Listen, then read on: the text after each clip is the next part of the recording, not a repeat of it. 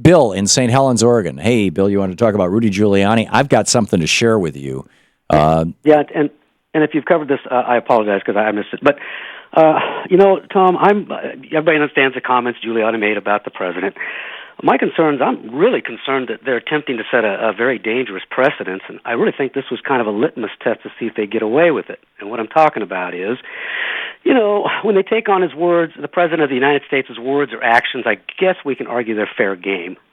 But when they start purporting to define his personal motives, thoughts, beliefs, intentions, opinions, etc., when they start doing that, what's to stop them from defining the president's most personal thoughts on foreign relations, diplomatic negotiations, just presidential? Oh, they already have. I mean, it wasn't Giuliani, but people of his stripe and ilk have over the years asserted that Obama wants to do things that are better for Muslims than for us, that are better for whatever. I mean, they've accused him of all kinds of things. Yeah, but they've actually gone so far as to try and tell the world how this man actually thinks and feels about it. I know they have done it, but I'm saying where's the line drawn? What if they say, he really hates Iran? You know what? He's got a thing for buxom blondes. They can say anything. He's a public figure, Bill. There are no lines. They can literally say anything. The one thing that keeps them from going over the top is public approval or public disapproval. And there is such now a hard right infrastructure, a hard right bubble that guys like Giuliani can live entirely inside of. Never go on any network other than Fox News. Never go on any radio program other than Hannity or the other hate radio guys. Never write anything for any publication other than places like the Daily Caller or the Drudge Report. That they can live in that world and pretty much ignore people who are horrified by what they say. By the way, I said I've got something for you, Bill. Rudy Giuliani said yesterday that the president doesn't love America, and that the reason why he doesn't love America is the values that he was raised with, the way that he was brought up. Okay? So President Obama was raised by his grandfather, by and large. I mean, his mother also, Stanley Dunham, but his grandfather and his grandmother were, major actors in his life. And in fact, his soul, his mom stayed in Indonesia for, I believe it was a year while Obama came back here and just lived with his grandparents. His grandfather served in World War II and literally, not just served in World War II, but was there for he was part of the invasion of Normandy.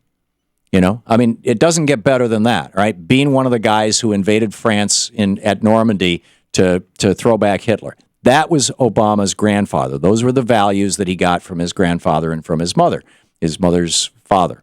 On the other hand, there's Rudy Giuliani's dad, because Rudy Giuliani is talking about the values he grew up with. Who was Rudy Giuliani's dad? Well, Rudy Giuliani's dad was a guy named Harold Giuliani. And Harold Giuliani did not serve in the military during World War II, even though he was of the appropriate age.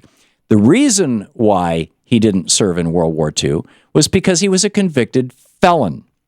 Rudy Giuliani's father, Harold, served a 1.5-year term in Sing Sing prison after robbing a milkman at gunpoint. Which website is this from so I can credit them? Crooks and Liars. This is from Crooks and Liars. And note to Crooks and Liars, you should put your the name on your articles. Anyhow, reading from this article by, it doesn't say who it's by, Steve M. Excuse me. Harold Giuliani served a 1.5-year jail term in Sing Sing prison after robbing a milkman at gunpoint in 1934. This was about a decade before Rudy was born.